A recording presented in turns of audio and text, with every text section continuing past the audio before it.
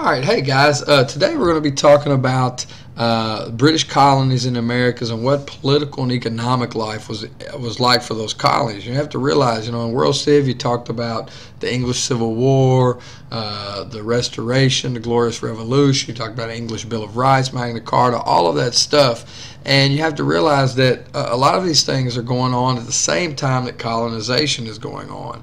So we're talking about things that impact one another, and those instances are certainly going to impact life in the American colonies. We're going to talk a little bit about that today. So mercantilism certainly had an impact. Colonists almost from the beginning smuggled goods because they felt that the English crown was taxing them unfairly. The English felt that taxing was fair because profit was a major reason that people went to the Americas, so they were making lots of money. And this was a conflict over mercantilism, and this is the idea that a nation's power is directly related to its wealth. So mercantilism held that you had to have a positive balance of trade, which means that a country should sell more goods than it buys. And they thought that the British thought that the colonists should send raw materials to England, who could then turn those raw materials into finished products and sell them to the rest of the world and back to the colonists themselves. So the English government often prevented the colonies from trading with other nations to maintain that balance of trade. And England only wanted certain American products, fur, timber, raw materials basically. But colonists produced other things like wheat and fish that the English didn't want, and they had to find a way to sell these things. So they often went and got higher prices from the French, the Spanish, and the Dutch against English laws. So as a result, England passed the Navigation Acts, and basically they were laws passed to control trade in the colonies. Only English ships with English crews could take goods to England, for instance. So it's limited to products that could be shipped to England or English colonies. And all shipments had to go through England. So merchants also had to pay a tax on certain goods. And as a result, the first tax collectors were sent to the colonies. And as you can imagine, not very popular. This did increase English profits, but also increased law enforcement in America and led to resentment and bitterness that's going to become a problem down the road. Lumber and shipbuilding businesses boomed in the colonies because England built more ships for trade.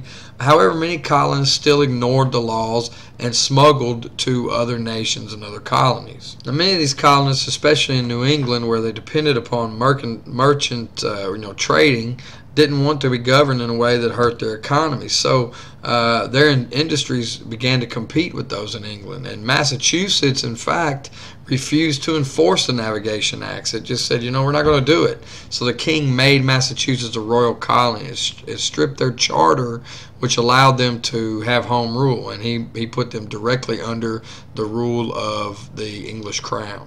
Now, King James, seeking to consolidate royal power in the colonies, created the Dominion of New England, which basically combined New England, New York, and New Jersey and created one huge kind of super colony with Sir Edmund Andros as the governor. He disbanded elected assemblies and strictly enforced the Navigation Acts. As a result, Andros was incredibly unpopular. However, King James II was incredibly unpopular, and eventually what's going to happen is Parliament is going to ask his daughter and her husband William of Orange to take over the crown. This change in leadership, as you learned in World Civ, is called the Glorious Revolution. William and Mary then in turn accepted the English Bill of Rights, which limited the powers of the monarchs. And the people in the Americas were elated and took action against King James, old governor of the Dominion of New England, and arrested him and sends him back to England. Another rebellion broke out in New York, and even though royal rule was returned, New York was granted an elected assembly. So you have this establishment of self-rule as the policy of government in the English colonies in the Americas. So the 1600s were a turbulent time in England. During the English Civil War, the colonists kind of taking small steps towards self-government. And in 1643, several colonies joined forces in the United Colonies of New England. So Parliament had gained more power since the end of the war, and Cromwell's death, and the Glorious Revolution, but it dealt mainly with domestic issues in England. So, most colonial policy had been made by the monarchs. So when the monarchy's power was limited, it limited the power over the colonies. Also, when War with Spain broke out in early 1700s, colonial governments began to gain some more independence.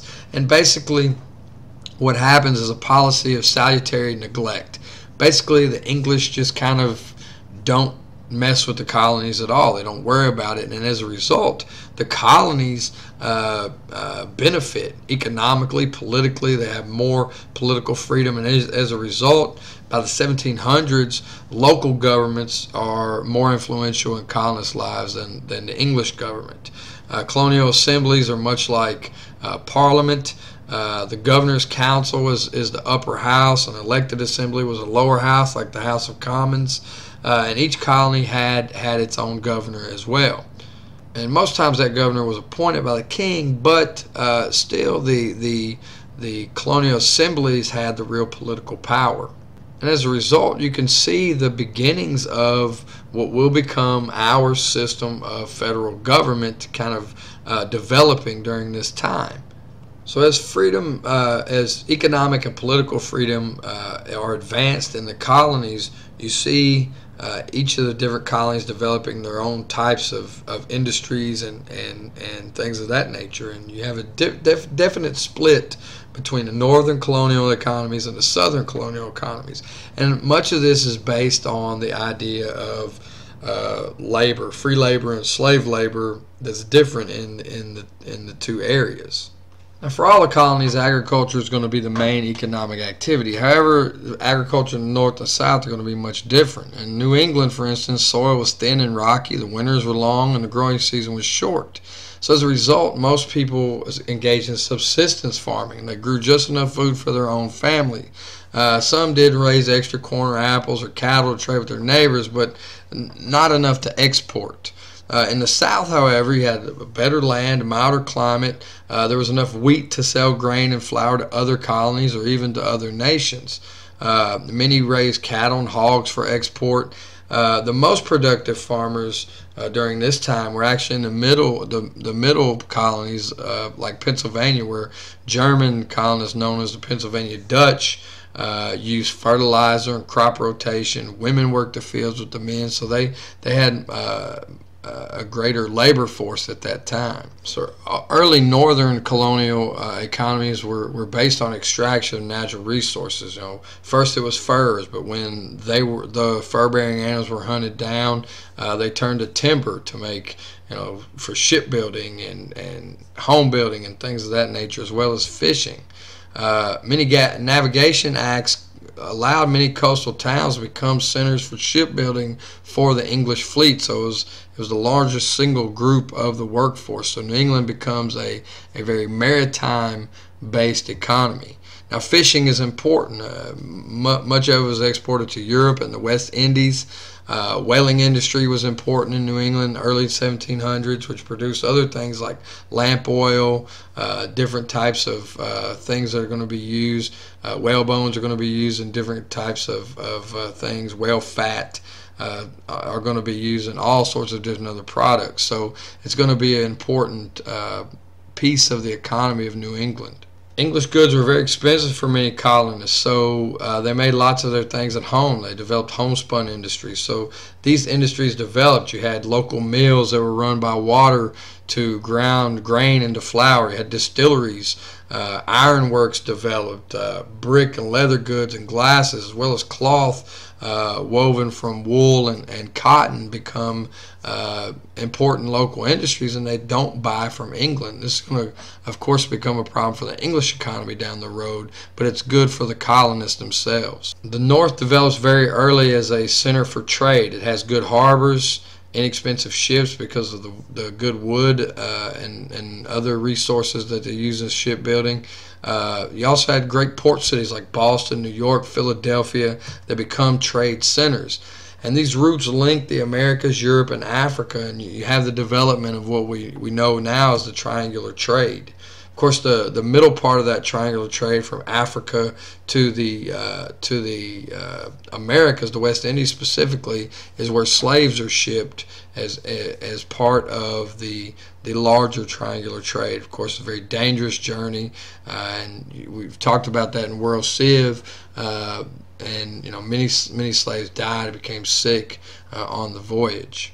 The Southern economy grows a little differently. It becomes based on cash crops, large-scale agricultural production. Tobacco is the first and most valuable of these. Indigo and rice are also very valuable as well. Also, naval supplies are produced as well, which are in short supply in England at the time and much needed. But the development of plantation system in Virginia and Maryland to grow tobacco increases production and importance of these crops. Most planters are wealthy and influential, the plantation owners, and they dominated Southern society and politics. However, they needed workers. Huge plantations, bigger plantations had hundreds of workers. They had to be either indentured servants or slaves. Most farms, however, were smaller and had 30 or less workers. However, labor was in short supply. So most people worked on the field, though in larger plantations, men and women performed other tasks such as shoemaking, weaving, carpentry. They were kind of like self-contained little cities on the larger plantations. So in places like South Carolina, rice and indigo are the most important crops. I mean, low coastal areas are ideal for growing rice. These are very labor-intensive. Slaves were used in large amounts, and basically the indigo and rice become the staple crops of South Carolina. The first successful crop was grown by a lady by the name of Eliza Lucas. She was only 18 years old at the time, but it becomes a much needed and very important economic boom for South Carolina. Some farmers had a few enslaved Africans who worked in the fields along them. However, most were what were called yeoman farmers. They were independent, raised livestock to export beef and pork.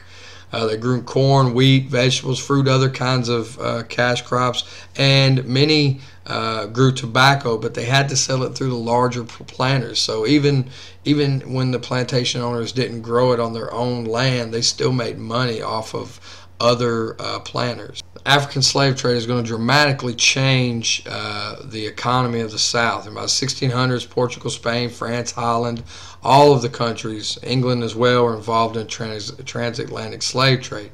Most of those slaves were taken to the Caribbean and South America. However, a small percentage did come to the North American colonies.